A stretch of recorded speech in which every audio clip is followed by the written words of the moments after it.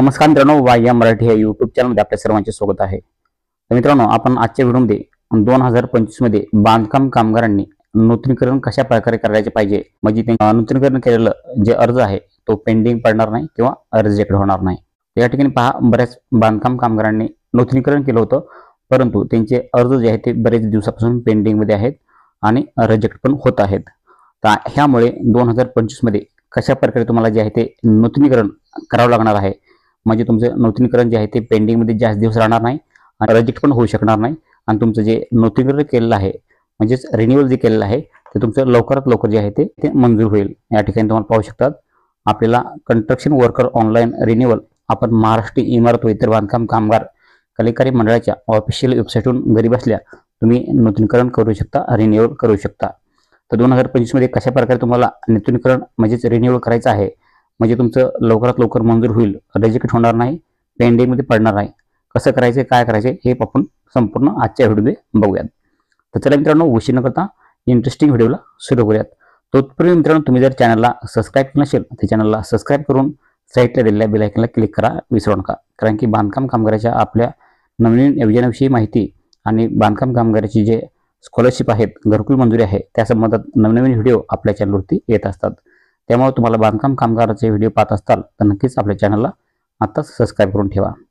तर पहा मित्रांनो, तुम्हाला पहिल्यांदा काय करायचं आहे, आपल्या ह्या महाराष्ट्र इमारत व इतर बांधकाम कामगार कल्याणकारी मंडळाच्या ऑफिशियल वेबसाईटवर यायचं आहे। तुम्ही घरी बसल्या तुमच्या मोबाईलच्या माध्यमातून नूतनीकरण म्हणजेच रिन्युअल करू शकतात। त्यासाठी तुम्हाला महाराष्ट्र इमारत व इतर बांधकाम कामगार कल्याणकारी मंडळाच्या ऑफिशियल वेबसाईटवर यायचं आहे। ह्या वेबसाईटची लिंक आपण व्हिडिओच्या खाली डिस्क्रिप्शनमधून घेऊ शकता आणि तुम्ही डायरेक्ट ह्या वेबसाईटवर येऊ शकतात। आल्यानंतर तुमच्या समोर असा इंटरफेस दिसणार आहे। या ठिकाणी काही बेसिक माहिती दिली आहे, तुम्ही ही संपूर्ण वाचून घेऊ शकतात। त्या ठिकाणी संपूर्ण माहिती वाचून घेतल्यानंतर तुमच्या समोर हे असे ऑप्शन 6 ऑप्शन दिसतात, 1 2 या ठिकाणी पाहू शकतात। हे ऑप्शन जे आहेत ते तुमच्या समोर येणार आहेत। हे 1 2 3 4 5 6 हे 6 ऑप्शन येणार आहेत। तर आपण अगोदर काय करून घ्यात, ही इंग्लिश भाषा जी आहे इंग्रजी ते आपण मराठीमध्ये कन्वर्ट करून घेऊयात। आपण आता या ठिकाणी जे आहे ती भाषा मराठी करून घेतलेली आहे। या ठिकाणी पाहू शकता, आपल्याला नूतनीकरण करायचं आहे। तर या ठिकाणी साईडला पहा, गुलाबी कलरच्या मध्ये दिलेलं आहे की बांधकाम कामगार ऑनलाईन नोंदणी नूतनीकरण करा। या ठिकाणी तुम्ही पहिली नोंदणी केलेली असेल तुम्हाला वर्षाला नूतनीकरण करावं लागते। नूतनीकरण करण्यासाठी इम्पॉर्टंट विषय म्हणजे तुमच्याकडे मागील वर्षात 90 दिवस किंवा त्यापेक्षा जास्त दिवस बांधकाम केलेले प्रमाणपत्र असणं गरजेचं आहे। आणि तुम्ही जर नूतनीकरण करण्या अगोदर तुम्हाला जर नोंदणीच करायची असेल नवीन, तर नवीन नोंदणी या ठिकाणी करू शकतात। या नवीन नोंदणी कशी करायची याबद्दल सविस्तरपणेचा आपण व्हिडिओ बनवला आहे, ते पण आपण व्हिडिओच्या खाली डिस्क्रिप्शन त्याची लिंक देणार आहोत किंवा आपले तुम्ही वाय मराठी या युट्यूब चॅनलवरती चेक करू शकतात। चला मित्रांनो, आपल्या बेसिक टॉपिकला आपण सुरुवात करूयात। तर आपण बांधकाम कामगार ऑनलाईन नूतनीकरण या ऑप्शनवरती आपण क्लिक करणार आहोत। या ठिकाणी क्लिक केलं तर आपल्याला जे आहे या ठिकाणी पाहू शकतात असं ऑप्शन येणार आहे। आपल्यासमोर असं ऑप्शन येणार आहे। तर या ठिकाणी आल्यानंतर तुम्हाला जे आहे ते या ठिकाणी 2 ऑप्शन दिसून येतील। पहिलं म्हणजे न्यू रिन्युअल आणि दुसरं म्हणजे अपडेट रिन्युअल। तर हे ऑप्शन कशासाठी आहे, अपडेट रिन्युअल? तर तुम्ही अगोदर रिन्युअल केलं असेल आणि त्यामध्ये तुम्हाला काही दुरुस्ती करायची असेल, काही अपडेट करायचे असेल, तर या ठिकाणी अपडेट रिन्युअलवरती या ठिकाणी क्लिक करायचं आहे। तर आपल्याला या ठिकाणी नवीन रिन्युअल करायचं आहे, म्हणजे न्यू रिन्युअल करायचं आहे। तर आपण वरच्या साईडला जे आहे ते या ठिकाणी टिक करूयात। तर न्यू रिन्युअलवरती आपण क्लिक करणार आहोत। तर आपण या ठिकाणी न्यू रिन्युअलवरती क्लिक केलं, समोर असा इंटरफेस आलेला आहे। तर या ठिकाणी पाहू शकतात, न्यू रिन्युअलवरती क्लिक केल्यानंतर आपल्याला न्यू रिन्युअल या ठिकाणी दिसत आहे आणि आपल्याला या ठिकाणी आपला जो रजिस्ट्रेशन नंबर आहे तो आपला रजिस्ट्रेशन नंबर या ठिकाणी खालच्या राखाण्यामध्ये टाकून घ्यायचा। तर आपण या ठिकाणी रजिस्ट्रेशन नंबर टाकलेला आहे आणि आपल्याला जे आहे ते प्रोसीड टू फॉर्म हे ऑप्शन खालच्या नील अक्षरामध्ये दिसत आहे, या ठिकाणी क्लिक करायचं आहे। तर आपण प्रोसीड टू फॉर्म यावरती क्लिक करूयात। तर या ठिकाणी प्रोसीड टू फॉर्म यावरती क्लिक केलं तर या ठिकाणी तुम्ही केलेले पाहू शकतात बीओसी रिन्युअल फॉर्म या ठिकाणी दिलेला आहे। तर या ठिकाणी बीओसी रिन्युअल फॉर्म या ठिकाणी जे आहे तुमहाला तुमचा नोंदणी म्हणजेच रजिस्ट्रेशन नंबर दिसणार आहे। या ठिकाणी रजिस्ट्रेशन नंबर, त्यानंतर तुमची नोंदणीची या ठिकाणी स्थिती पाहू शकतात, इनॲक्टिव्हेट आहे म्हणून। त्यानंतर तुमचं नाव या ठिकाणी दिसणार आहे, त्यानंतर आधार क्रमांक दिसणार आहे। अशा प्रकारे तुमची जी माहिती आहे वैयक्तिक ती या ठिकाणी तुम्हाला तुमचा मोबाईल नंबर, जन्मतारीख हे असे पाहायला मिळणार आहे। या ठिकाणी काय दिलेलं आहे तर रिन्यू करण्यासाठी जे आहे ती डिटेल्स 90 डे वर्किंग सर्टिफिकेट म्हणजेच 90 दिवसाच्या कामकाजाच्या दाखल्याचे तपशील या ठिकाणी आपल्याला भरायचा आहे।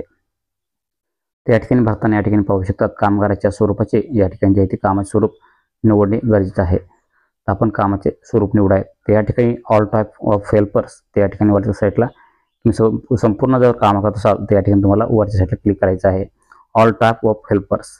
आणि त्यानंतर मिशन वर्क या ठिकाणी, त्यानंतर सेंटरिंग वर्क, स्लॅब वर्क, असे तुम्ही यापैकी कुठलंही काम करत असाल, flooring, plumber, carpenter, painter, electrical welder, जे काही तुम्ही या ठिकाणी काम करतात तुम्ही या ठिकाणी निवडू शकतात.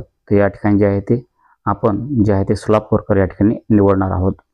आणि त्यानंतर जारी करण्याचा प्रकार जे आहे ते आपल्याला निवडायचा आहे. या ठिकाणी पाहू शकतात जारी करण्याचा प्रकार. तर जारी करण्याच्या प्रकारमध्ये यामध्ये तुम्ही पाहू शकतात जे आहे ते या ठिकाणी पहिल्यांदा कॉन्ट्रॅक्टदार, ग्रामसेवक, त्यानंतर पाहू शकतात नाका कामगार पण खाली आहे. आणि जे तुम्ही यापैकी कोणाची सही घेऊ शकतात तुम्ही यांची सही घ्यायची आहे. तर आपण या ठिकाणी ग्रामसेवक निवडूयात. त्या ठिकाणी ग्रामसेवक निवडल्यानंतर ग्रामसेवकचं या ठिकाणी जे आहे ते त्यांनी जावं क्रमांक त्यांच्याकडून टाकून घ्यायचा आहे. या ठिकाणी पाहू शकतात जावं क्रमांक.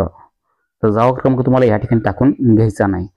तुम्हाला या ठिकाणी सांगतो की थोडक्यात जावं क्रमांक आपल्याला कशा टाकून घ्यायचा आहे.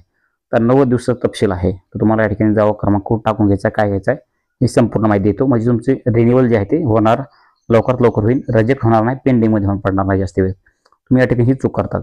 तर आपल्याला जावं क्रमांक कशावर लिहून घ्यायचा आहे, जावक दिनांक. या ठिकाणी तुम्ही पहा या ठिकाणी काय दिलेलं आहे, जावक क्रमांक, त्यानंतर जावक दिनांक, ग्रामपंचायतीचे नाव, ग्रामपंचायत जिल्हा, ग्रामपंचायत तालुका, ही संपूर्ण माहिती कुठे लिहून घ्यायची ते या ठिकाणी तुम्हाला सांगतो.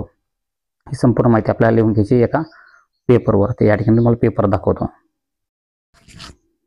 तर या ठिकाणी पहा तुम्हाला जे आहे ते जावक क्रमांक आणि जावक दिनांक कुठं टाकून घ्यायचा आहे ते या ठिकाणी पहा. तर या ठिकाणी जे आहे ते जावक क्रमांक आणि जावक दिनांक या ठिकाणी टाकायचं आहे. ते पण तुम्हाला त्या ठिकाणी ग्रामसेवक टाकून देतील. आणि त्यानंतर या ठिकाणी पहा हे जे आहे ते तुम्हाला सांगतो.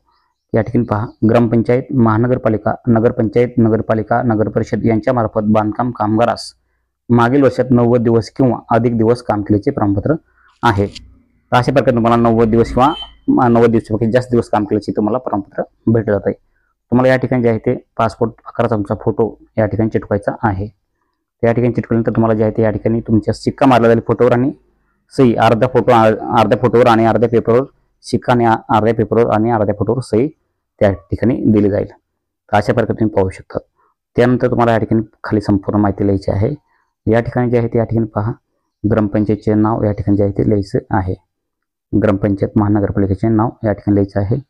त्यानंतर जे आहे ते या ठिकाणी पहा तुम्हाला जे अधिकाऱ्याचं नाव आहे ग्रामसेवक त्यांचं नाव या ठिकाणी टाकायचं आहे. त्यांचं पद जे आहे ते ग्रामसेवक आहेत. त्यानंतर त्यांचा तालुका कोणता आहे त्यांचा तालुका लिहायचा आहे आणि पिनकोड त्यांचा टाकून घ्यायचा आहे. तर अशा प्रकारे संपूर्ण त्यांची माहिती या ठिकाणी दिल्यानंतर तुम्हाला खाली यायचं आहे. आणि या ठिकाणी जे आहे ते बांधकाम कामगाराचे नाव जे आहे ते या ठिकाणी दिलेले आहे ते या ठिकाणी पाहू शकतात. त्यानंतर बांधकाम कामगाराचे नाव निघाल्यानंतर बांधकाम कामगाराचा जे पत्ता आहे त्या ठिकाणी पत्ता टाकायचा आहे. तालुका, जिल्हा, गाव कोणता आहे, तालुका कोणता आहे आणि जिल्हा कोणता आहे. त्यानंतर तुमचा पिनकोड विचारला जातो, पिनकोड या ठिकाणी टाकला जातो. पिनकोड टाकल्यानंतर बरोबर त्यानंतर तुमचा कॉन्टॅक्ट नंबर जे आहे ते मोबाईल नंबर या ठिकाणी टाकून घ्यायचा आहे. जर संपूर्ण मोबाईल नंबर, कॉन्टॅक्ट नंबर टाकल्यानंतर तुम्हाला जे आहे ते पुन्हा आणखीन खाली स्क्रॉल करायचं आहे. त्या ठिकाणी खाली स्क्रॉल केल्यानंतर तुम्ही पाहू शकतात जे आहे तुमच्या कामाचे स्वरूप कोणते आहे ते या ठिकाणी विचारलं जात आहे. त्या ठिकाणी कामाचे स्वरूप तुम्हाला निवडायचे आहे. त्या ठिकाणी पाहू शकतात कामाचे स्वरूप कोणते आहे, बांधकाम कामगार. त्यानंतर कामगाराच्या सध्याच्या कामाचं ठिकाण कोणतं आहे ते द्यायचं आहे, कोणत्या ठिकाणी राहतात, कोणत्या गावी राहतात. त्यानंतर तुमचं गाव कोणतं आहे सध्याचं ते निवडायचं आहे. तालुका, जिल्हा, म्हणजे सध्या कुठं राहतात ते समजा, गाव, तालुका, जिल्हा ते सध्याचं सांगत आहेत. त्यानंतर पिनकोड कोणता आहे ते टाकायचं सध्या चालू असलेला. आणि त्यानंतर नमूद बांधकाम कामगाराची नियुक्ती किती तारखेला झालेली आहे आणि दिवसाचे वेतन तुम्हाला किती रुपये भेटतात एक रोजाचे, त्याची रक्कम या ठिकाणी टाकली जाते. ते संपूर्ण टाकलं तर मला आणखी स्क्रॉल करायचं आहे आणि खाली या ठिकाणी स्क्रॉल करायचं आहे. त्यानंतर या ठिकाणी महत्त्वाचा विषय येतो तो म्हणजे मागील वर्षात बांधकाम कामगारांनी 90 दिवस किंवा त्यापेक्षा अधिक दिवस काम केल्याचा तपशील या ठिकाणी तुम्हाला विचारला जातो. त्या ठिकाणी पहिल्यांदा काय करायचं आहे, नियुक्तीचे ठेकेदाराचे विकासाचे मालकाचे नाव, म्हणजे तुम्ही कोणत्या मालकाकडे किंवा कोणत्या ठेकेदाराकडे, कोणत्या विकासकाचे जे आहे ते या ठिकाणी कामाला जातात. एखादं मालकाचं नाव असं घर म्हटलं त्या ठिकाणी तुम्ही टाकू शकतात किंवा ठेकेदाराकडे जात असाल त्या ठिकाणी ठेकेदार आणि पुढं नाव टाकू शकतात. त्यानंतर तुम्ही नियुक्त ठेकेदाराचा म्हणजे त्या कोणत्या ठेकेदाराकडे किंवा नियुक्त्याकडे किंवा मालकाकडे जातात त्यांचा पत्ता या ठिकाणी लिहायचा आहे. त्यानंतर त्यांचा मालकाचा त्या मोबाईल नंबर लिहायचा आहे, ठेकेदार असेल मालक असेल. आणि त्यानंतर त्यांच्याकडे किती तारखेपासून कोणत्या तारखेपासून कामाला जातात त्या मालकाचे त्या ठेकेदाराकडे त्याची तारीख या ठिकाणी टाकायची आणि किती तारखेपर्यंत काम केलेलं आहे ते या ठिकाणी तारीख टाकायची आहे.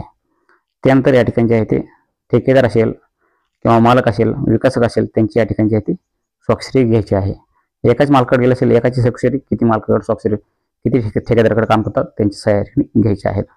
आणि त्यानंतर सर्व झाल्यानंतर जे आहे ते आपण ग्रामसेवक निवडलेले आहेत तर ग्रामसेवकचे या ठिकाणी प्राधिकृत अधिकारी या ठिकाणी दिलेला आहे त्यांची या ठिकाणी जे आहे ते सही घेणं गरजेचं आहे. सही आणि शिक्का या ठिकाणी दिले.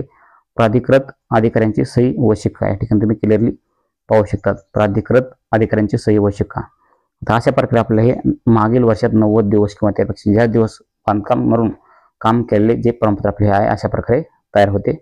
आणि हे तयार झाल्यानंतर जे आहे ते आपल्याला आपल्या नूतनीकरणाच्या फॉर्मवरती जे आहे ते नूतनीकरण आपण करतो त्या ठिकाणी पहा तुम्हाला सांगतो. तर अशा प्रकारे हा तुम्ही फॉर्म तर बघितलेला तुम्हाला काही अडचणी देत नाही. अशा प्रकारे तुम्ही बरोबर फॉर्म भरायचा आहे म्हणजे तुमचा जास्त दिवस पेंडिंग राहणार नाही. आता आपण जाऊया डायरेक्ट आपल्या वेबसाईटवरती.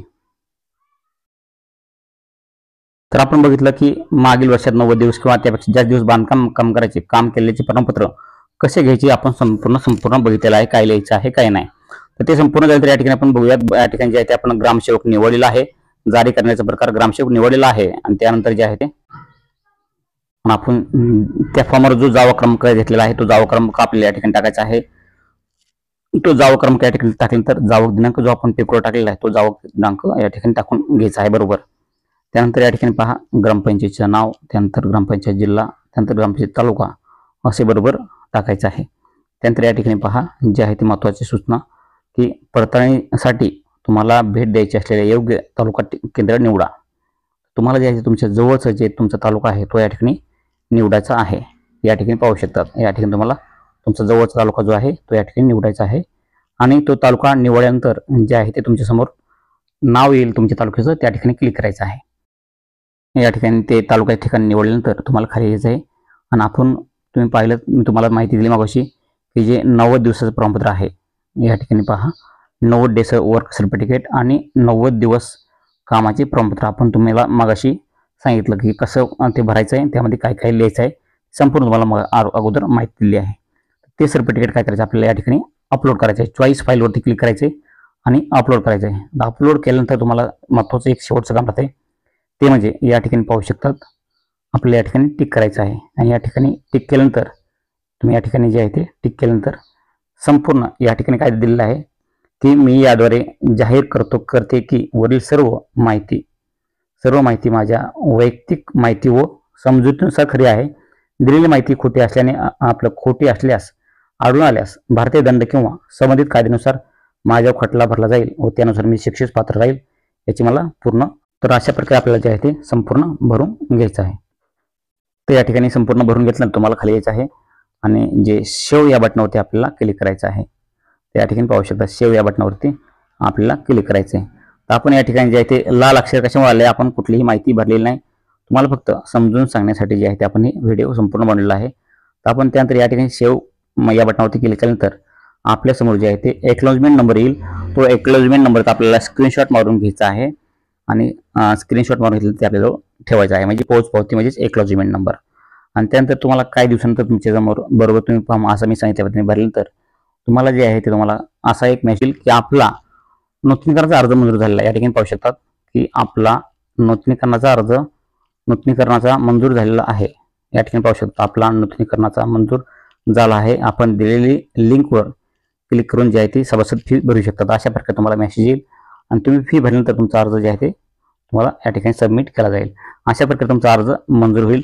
तर तुम्हाला या ठिकाणी नक्कीच माहिती समजली असेल की बांधकाम कामगारांना 2025 मध्ये कशा प्रकारे नूतनीकरण केलं जावं म्हणजे त्यांचा अर्ज पेंडिंगमध्ये पडणार नाही किंवा रिजेक्ट होणार नाही. हे जे नक्की तुम्हाला संपूर्ण माहिती समजून आली. तुम्हाला थोडी पण माहिती आवडली असेल ती व्हिडिओ लाईक करा, चॅनलला सबस्क्राईब करा. भेटत अशाच नवीन माहितीसह नवीन व्हिडिओमध्ये. तोपर्यंत तुमच्या मनामध्ये काही प्रश्न शंका असतील तर आम्हाला कमेंटमध्ये सांगायला विसरू नका. भेटत नाही तर जय हिंद जय भारत.